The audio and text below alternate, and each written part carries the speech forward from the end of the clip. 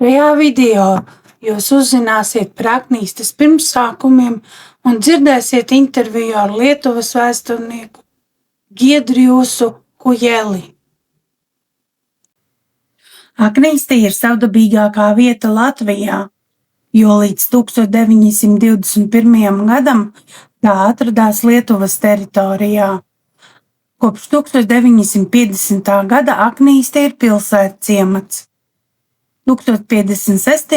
gadā Aknīstes rajona centrs, bet 1991. gadā tai tika piešķirts status pilsēta ar lauku teritoriju. Mūsdienās tā saglabāja mazpilsētas statusu, taču tā ir daļa no Jēkabpils novada. Aknīste atrodas Radžupītes ieleju krastos. Radžupītes krastus pirms pasaules kara klāja biezi meži. Vācu okupācijas vara augšzemē tomēr būvēja šaursliežu dzelzceļa tīklu, lai varētu pilnīgāk izmantot plašo mežu bagātības, nocirta derīgākos simtgadīgos kokus, bet celmus pameta zemē. Pa daļai nocirstos meža gabalus Latvijas pirmajos pastāvēšanas gados sadalīja jaunsaimniecībās. Tā Radžupītes krastos izveidojās daudzas jaunas saimniecības. Aknīste mūsdienās ir neliela pilsētiņa ar savu lauku novadu pašā Lietuvas pierobežā. Līdz Latvijas Republikas nodibināšanai Aknīste un tās apkārtne ietilpa Kauņas guberņas teritorijā, kas kartē atgādināja pirkstu, kas iedurts Kurzemes guberņā. Pirmo reizi rakstītos avotos Aknīste minēta pirms 727 gadiem, 1298. gadā. Strauju uzplaukumu tā piedzīvo 17. gadsimtā, kad 1667. gadā hercogs Jēkabs uzsāka celt kanālu, kas savienotu Daugavu ar Lielupi pa dienvidu Susejas upi. Diemžēl kanāla rakšanas projekts netika pabeigts. Ar 17. gadsimta beigām Aknīste piederēja Lietuvas lielkņezistei, bet 1795. gadā pēc trešās Polijas dalīšanas iekļauta Krievijas impērijas Kauņas guberņas Rokišku grāfistē. Tas mani aizveda uz Rokiškiem, kur kādreiz valdīja tieši tie paši muižnieki, kas Aknīstē. Man bija iespēja satikt Lietuvas vēsturnieku, kas palīdzēja atšķitināt šo vēstures mezglu, kas ļauj paskatīties uz Aknīsti citām acīm. Mans vārds ir Giedrius Kujelis.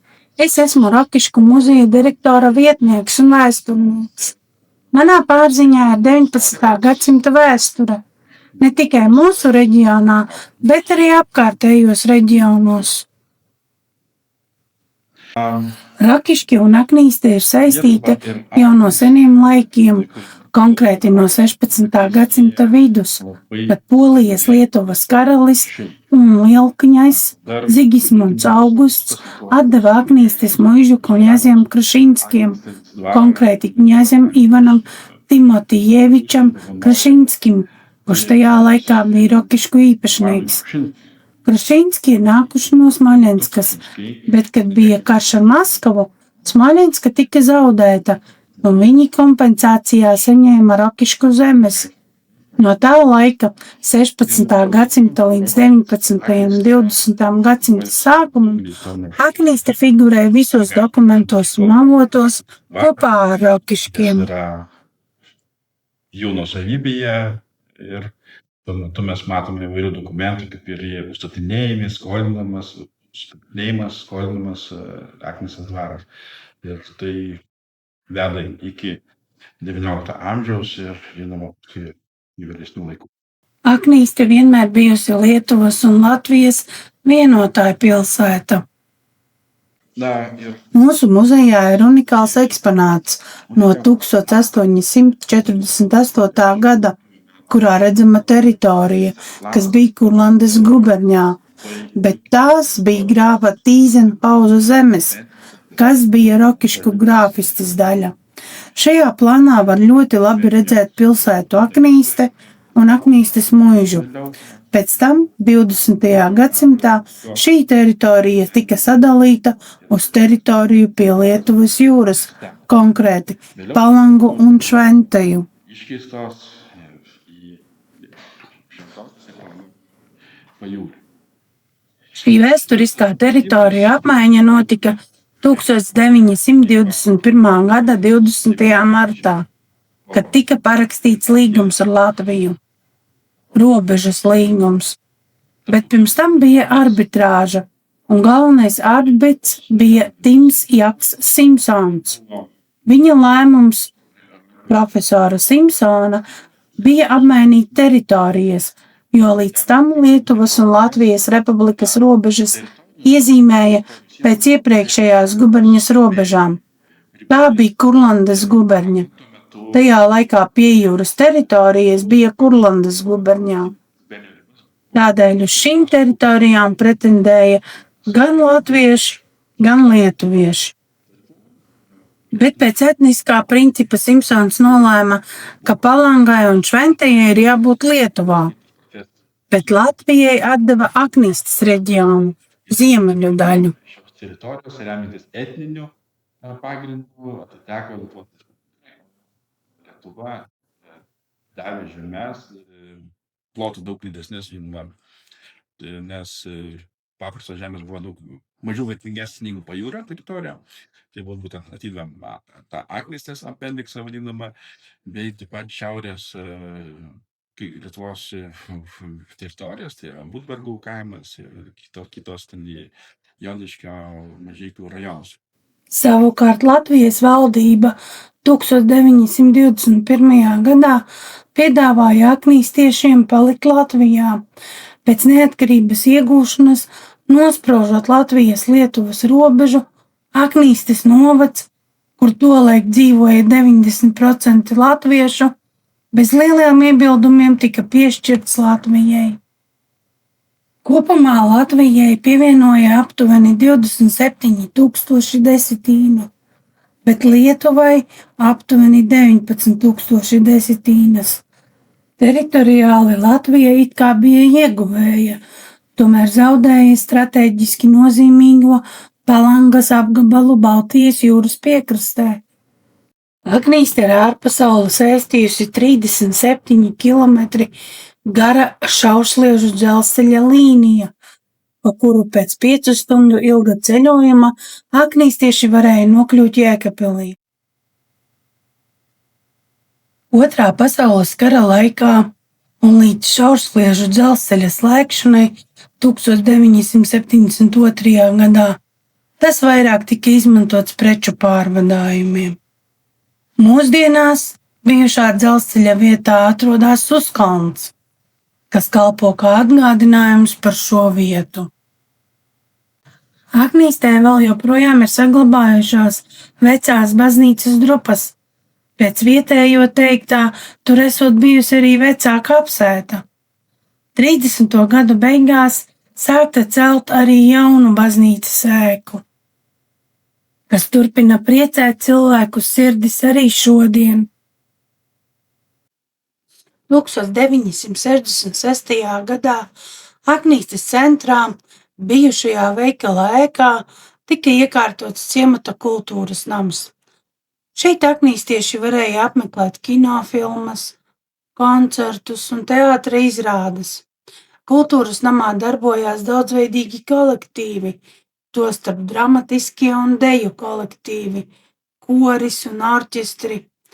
Tā kā esošās telpas kļuva par mazām, 1967. gadā bija paredzēts sākt celt jaunu kultūras namu Gārsenē. Es pajautāju Kujelisa kungam, vai mūsdienās Aknīste tiek uzskatīta par nozīmīgu vietu arī Lietuvas skatījumā, piemēram, kultūras, turisma vai vēstures aspektā. Un viņš man atbildēja. Šodien mēs redzam, kā jau minēja, šīs vēsturiskās Latvijas un Lietuvas ciešās seites, konkrēti Aknīstes un Rokiški. Un vēlētos, lai šīs seites kļūtu vēl ciešākas, lai varētu uzbūvēt kultūras tiltus citam un taisīt kaut kādus kopīgus projektus. Šīs Rokiška un Aknīstes saites ir no kultūras aspekta. No tā viedokļa, ka 1875. gadā koristi no Aknīstes brauca uz Rīgu uz dziesmu svētkiem. Tāpat zināms, ka 1873. gadā Rokiškos bija dibināta muzikas skola. Tādēļ domāju, ka šīs saites bija Rokišku un Aknīstes muzikantiem. Ir žinoma tai, kad Rokiškyje jau 1873 metais buvo įkurta muzikos mokykla, tai turbūt ir Rokiškio muzikantai ir choristai irgi prisidėjo prie tos kultūrinės veiklos plėtojimo. Ziedos bitutės plepėsi, vilioja natrabus. Oi, oi, oi, lyrėlė, oi, lyrėlė, oi, lyrėlė. Ziedos bitutės plepėsi, vilioja jas natrabus. Līdz 30. gadiem Aknīstē skolēni mācījās Aknīstes 6-klasīgajā skolā, kas būvēta no koka. 30. gadu beigās sāka būvēt jaunu skolu, un Aknīstes 6-klasīgā skola pārtapa par Aknīstes vidusskolu ar plašām, ērtām un gaišām klašu telpām. 1940. gadā Aknīstes vidusskolu apmeklēja arī valsts prezidents Kārlis Ulmanis, piešķirot skolai 300 latu Aknīstes vidusskolas karogam. Saistībā ar skolu un izglītību kā tādu, es pajautāju Kujelisa kungam, vai Lietuvas vēstures avotos minēti kādi nozīmīgi notikumi, kas saistīti ar Aknīsti vai tās apkārtni.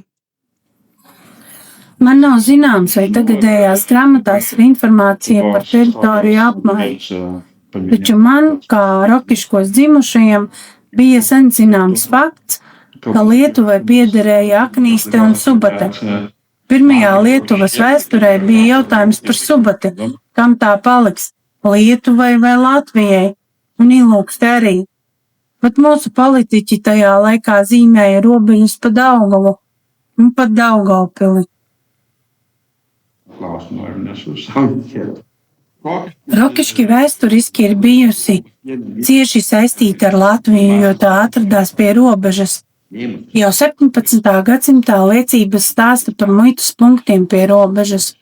Rokišku pirmā pieminēšana vēsturiskajos avotos 1499. gadā norāda, ka pilsēta atradās Livānijas hercogistes robežās pie Sūsejas upes.